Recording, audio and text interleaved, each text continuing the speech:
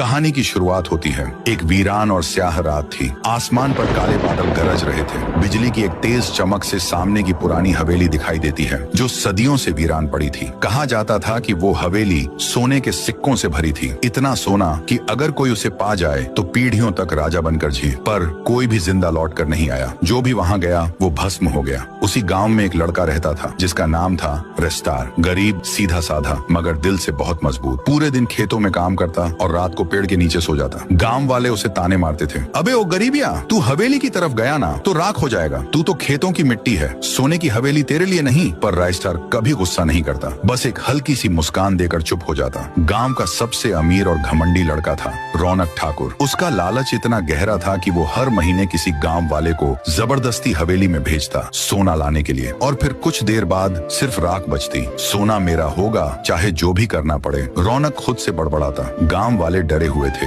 लेकिन कोई कुछ कह नहीं सकता था। एक रात रौनक एक रहस्यमयी बाबा के पास जाता है। वो हाथ जोड़कर कहता है, बाबा मुझे हवेली का सोना चाहिए, मेरी जान भी चली जाए तो चले। बाबा धीरे से आंखें खोलता है और कहता है, सोना चाहिए तो सुन, हवेली का खजाना सिर्फ उसका होता है जो उसका असली वारिस है। अगर तू उस वारिस के साथ जाएगा तो तू जिंदा रह सकता है। अगले दिन रेस्टर अपने टूटे जूते और फटी कमीज में खेत से लौट रहा था। हवेली के सामने से गुजरते वक्त उसकी आंखें रुक गईं। वो बुदबुदाया, अगर सब सच है तो आज किस्मत आजमा कर देखता हूँ। जान तो हर दिन जा रही है, कम से कम मरते वक्त कुछ समझ आ जाए। डरते डरते कांपते हुए वो हवेली के दरवाजे को पार करता है और कुछ नहीं होता। ना कोई आग, ना कोई राख, बस एक गूंजती हुई आवाज, वापस आ गया मेरा वारिस। रेस्टार हक्का बक्का रह गया, आंखें चौड़ी, दिल तेज धड़क रहा था। हवेली के अंदर का सोना चमकने लगा था। उसी वक्त रौनक ठाकुर दूर से देख रहा था। वो चौंक गया। वो मरा नहीं, इसका मतलब वो ही है हवेली का असली वारिस। अब रौनक की आंखों में हवेली का सोना नहीं,